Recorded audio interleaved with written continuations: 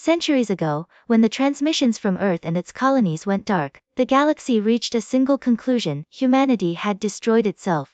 They had always been a turbulent species, quick to fight, quick to rise, and just as quick to fall. Records of their conflicts filled alien archives. Civil wars that consumed entire planets, weapons unleashed with little thought of the future, and a stubborn refusal to bow to the greater order of the Council of Species.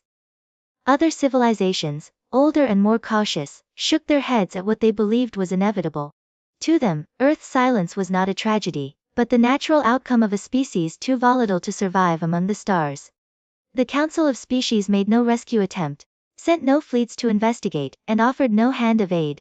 Borders were closed, charts were updated, and Earth was quietly written out of galactic memory. In those years, when the last desperate human distress calls echoed unanswered, the galaxy turned away. They assumed the humans would burn themselves out like a candle flickering in a storm. Entire generations of alien scholars grew up hearing Earth described as a cautionary tale, the reckless world. The species that leaped too quickly into the void and fell apart before they could find balance. For the reptilian hell, humans were dismissed as warriors too addicted to conflict. To the insectoid Thrix, they were seen as weak in unity, easily fractured into swarms that could never hold together. And to the ancient avian scholars of Serapis, humanity was marked as a forgotten footnote, a brief spark of curiosity extinguished by its own hubris. The silence stretched on for decades, then centuries. Not a single transmission from Sol. Not one colony lit up the stars with human voices. Explorers who passed near the edges of the Sol system found nothing but interference. As if the region itself was shrouded in static, the Council, always wary of wasted resources, declared the system a restricted zone. Officially, it was due to lingering instability. Unofficially, no one cared to peer too closely into the ashes of a fallen race. And so the myth of humanity's extinction hardened into accepted history. Young alien cadets trained in academies were told that humans had been dangerous, yes, but ultimately foolish. They had burned bright, fought fiercely, and then collapsed under the weight of their own flaws. It was comforting to believe. It reaffirmed the Council's authority, its slow and careful way of guiding civilizations. Humanity's absence was presented as proof that boldness and independence always led to ruin. Over time, Earth's name was spoken less and less. The once feared children of Sol became a ghost story. A whisper passed between traders who claimed to have glimpsed derelict ships drifting at the edge of known space, their hulls marked with strange symbols. But even those rumors faded, dismissed as tall tales. By the time 3 centuries had passed, Earth had become nothing more than a blank spot on the star maps. Planets that once traded with humans had long since realigned with other powers. Species that once considered humanity rivals no longer even spoke of them. Children of distant worlds grew up without ever hearing the word Terran. And in council chambers, where hundreds of species gathered to debate and posture, the silence of Earth was a settled matter. Humanity, they declared, was gone forever. The galaxy believed it knew the truth: humanity had been too violent, too fragile, too divided to survive. And with that belief, the stars moved on, confident that Earth's story had ended. What they did not know was that the silence was not death. It was preparation, it was patience. Behind the veil of static, far from alien eyes, humanity endured. Humanity remembered. Humanity waited. The first sign that the galaxy had been wrong about humanity came without warning. Council patrol fleets stationed on the edge of neutral space detected unusual slipstream fluctuations. Ripples in faster than light corridors that should have been stable. At first, it was dismissed as a natural anomaly, the sort of cosmic turbulence that occasionally disrupted trade routes. But then the sensors caught shapes within the disturbance. Dozens at first, then hundreds, then an entire armada breaking through with perfect formation. The ships were unlike anything the Council had ever seen. Their hulls were jet black, drinking in starlight, edged with faint blue fire that shimmered like liquid lightning. They bore no insignia, no familiar codes. And yet their presence radiated purpose. As the patrols scrambled to identify them, a single transmission cut through every frequency, pulsing across systems in clear, deliberate tones. It was translated into the languages of every known species with precision, as though the speaker already knew how to address them all. 3 words, repeated again and again, carried on a signal so powerful it couldn't be ignored. Earth returns. Panic rippled through the council chambers. Insectoid envoys clicked their mandibles in alarm. The reptilian warlords hissed and bared their fangs, and even the serene avian scholars lowered their crests in unease. Earth was supposed to be gone. Humanity was supposed to have burned itself out. For centuries the silence of Sol had been accepted as truth. Now, the sudden reappearance of a massive fleet shattered that narrative. Military strategists rushed to assess the threat. The armada was colossal. Larger than anything the Council had ever fielded. Each ship bristled with weaponry that defied classification. No energy readings matched known archives. No propulsion trails could be traced to familiar technology. They moved with impossible precision. Their formations tighter and more disciplined than even the insectoid Thrix swarms, which had been the gold standard of coordination for centuries. Analysts whispered that the black-holed ships could phase through slipstream layers the Council didn't even know existed. Others speculated that the humans had developed weapons that could bend space itself. The message never changed: no demands, no negotiations, no declarations of war. Just the same words pulsing into the void. Earth returns. The simplicity of it was more terrifying than any threat could have been. It wasn't a plea for recognition, nor a boast, it was a fact, a statement of inevitability. Merchants and traders across the frontier began to panic. Whispers spread like wildfire in the marketplaces of distant systems. Some claimed the humans had been building in secret for centuries, hidden from alien eyes. Others muttered that Earth had allied with machines, that the black fleets were guided not by flesh, but by intelligence older than any council world. A few dared to whisper the unthinkable, that humanity had surpassed the Council, and their return will mean the end of the old order. The Council tried to project calm. Official broadcasts called for restraint, claiming the fleets were likely a remnant of Earth's colonies, finally emerging after centuries of isolation. But no one truly believed it. The scale of the reemergence was too vast, too organized, too deliberate. This was not the return of a fractured people crawling back into the galaxy. This was the reintroduction of a civilization that had never stopped advancing. Even when the stars thought them dead. Out in the border systems, ordinary beings watched the skies with unease. For generations, Earth had been nothing more than a ghost story. Now the ghost had returned, carrying fleets that seemed forged from shadows and lightning. And as the black ships moved deeper into Council space, leaving no doubt of their intent, every species was forced to confront a truth that chilled them: humanity had not vanished. Humanity had been waiting. When the Council finally dispatched scouts into the Sol system, what they found overturned every belief they had held about humanity. For centuries, the archives described Earth as a world of oceans and green continents, fragile and beautiful but ultimately vulnerable. They expected ruins, perhaps scattered remnants of war, the scars of a civilization that had collapsed in on itself. Instead, the system that greeted them was irrecognizable, alive, fortified, and far beyond the technological reach of even the elder species. Saturn, once famous among scholars for its shimmering rings, no longer wore them as mere decoration of ice and dust. The rings had been reforged, rebuilt into vast orbital defense arrays. From a distance, they still glowed softly against the darkness, but closer inspection revealed millions of platforms, each bristling with weapons that could track and lock onto a target faster than any known computer system. The entire ring system had become a shield wall, a sentinel encircling the gas giant with silent menace. Scouts who ventured too near found their instruments jammed, their drives disrupted by pulses of directed energy. Not a shot was fired, but the message was clear: this was guarded territory, and entry was tolerated only by humanity's will. Mars, long thought of as a dusty red desert, had transformed into a cradle of civilization.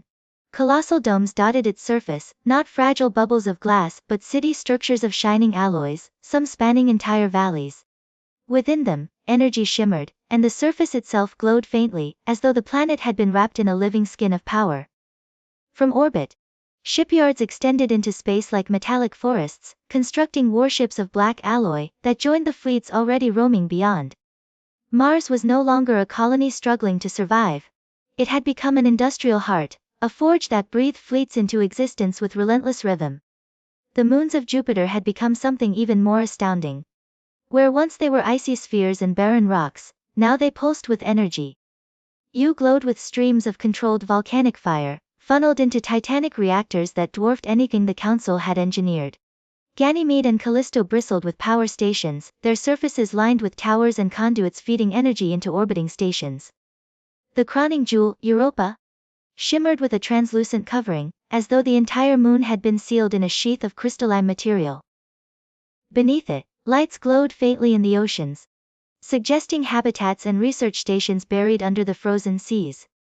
Together, the Jovian moons served as the beating heart of a power grid unlike anything in the galaxy, feeding not just the Sol system but the fleets moving beyond it. And then there was Earth itself. The blue planet still turned, oceans and forests still visible. But it no longer appeared exposed. Surrounding the planet was a shimmering barrier, a planetary shield that pulsed with energy in steady rhythms, like the heartbeat of a living creature. Probes launched by the Council scouts disintegrated the moment they touched it, their molecular bonds torn apart by fields of unimaginable precision. Even from a distance, the barrier seemed alive, resonating not with brute force but with elegance, technology so advanced that the elder races had no words to describe it. Orbit around Earth was filled with silent guardians.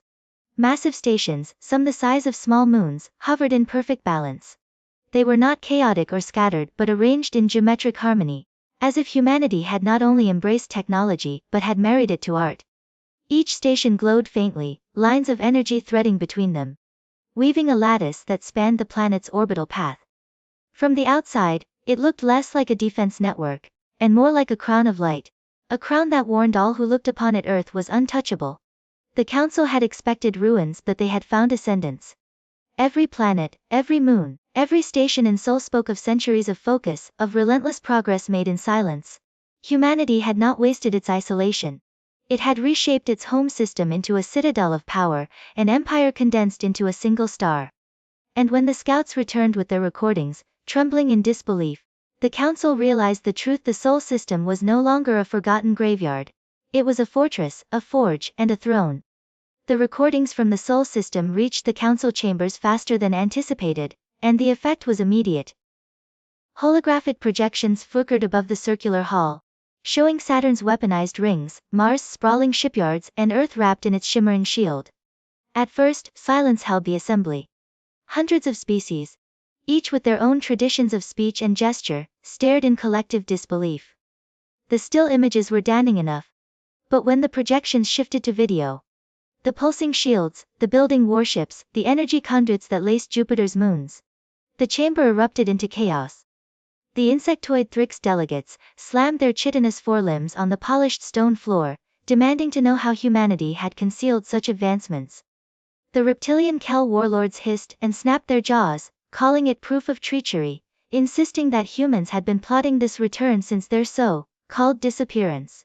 The avian Seraphis scholars, usually serene, let out uneasy cries, their wings rustling in agitation as they debated whether the shield around Earth was even possible within known physics.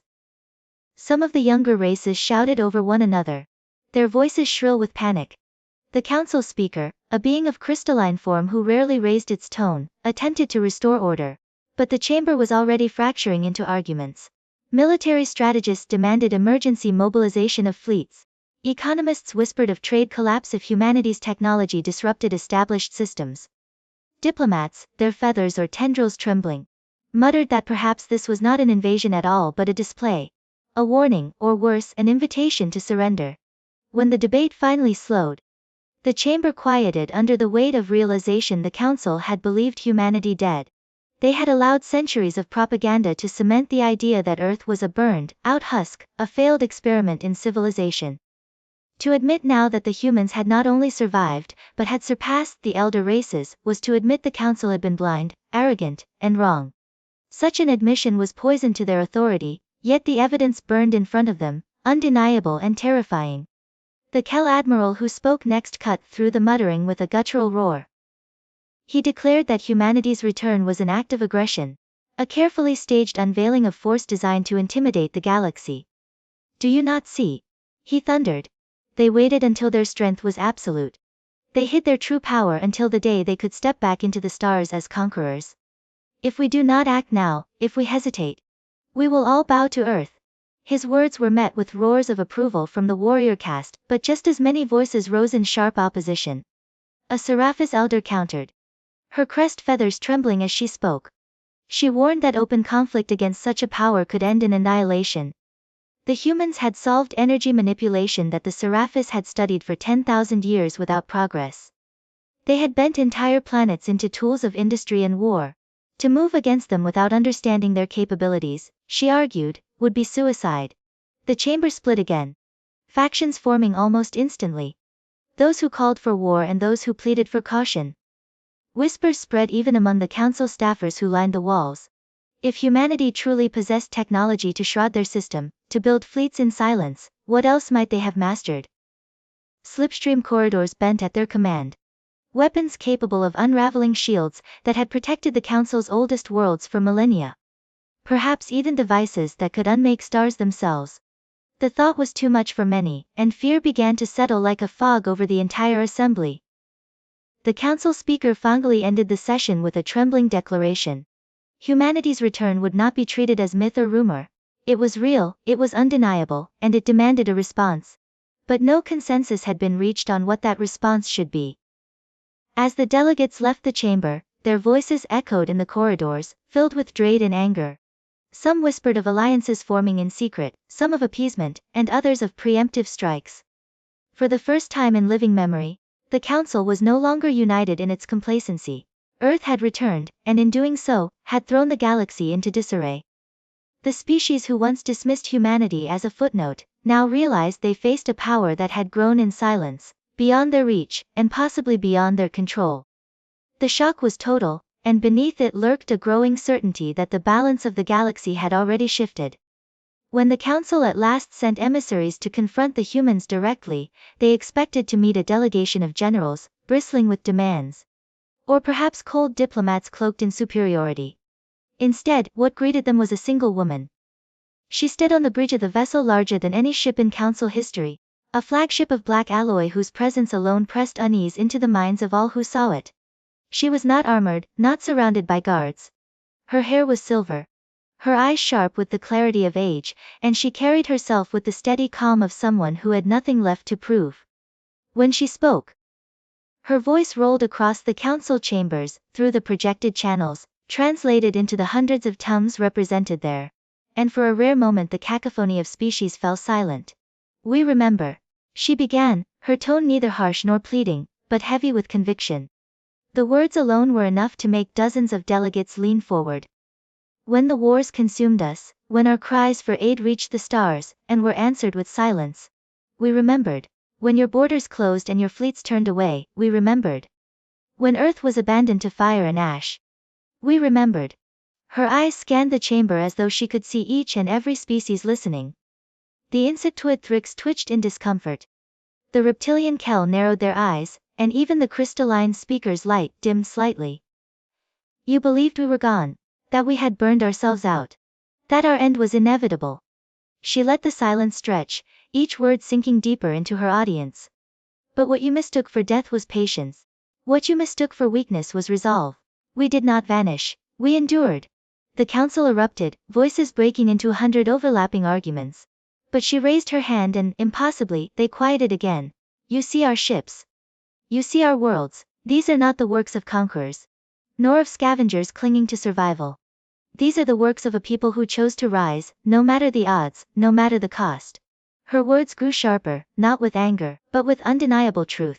For centuries, we stood alone. We had no allies, no teachers, no safety nets. Every discovery was won with blood, every advancement carved from hardship. In silence, in exile, we built. And now we stand before you, not as prey.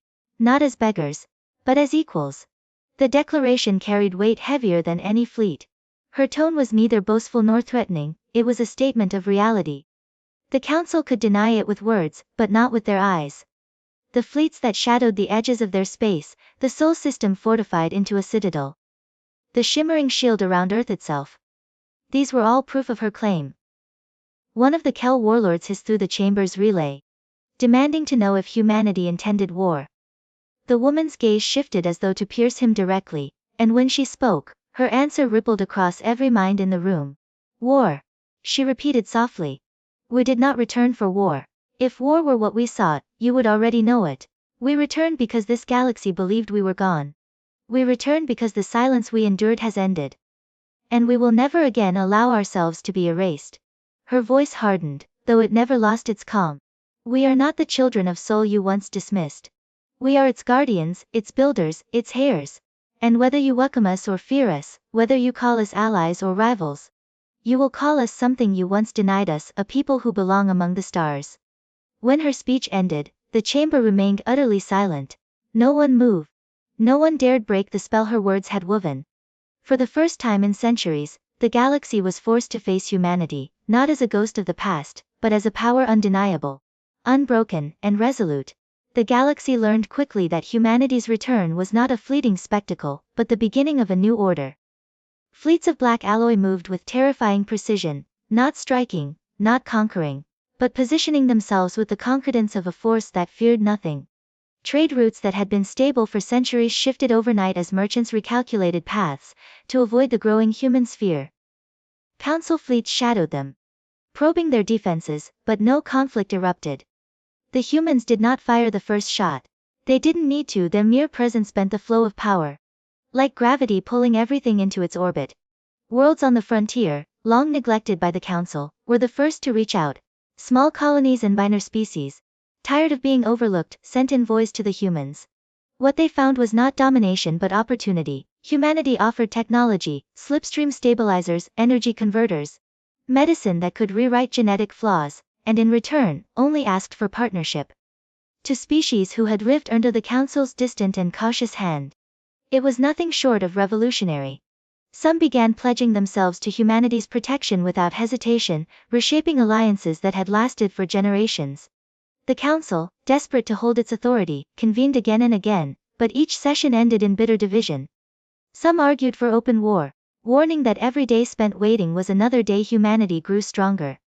Others begged for diplomacy, insisting that aggression would only prove the humans' warnings true. That the Council cared nothing for unity, only control.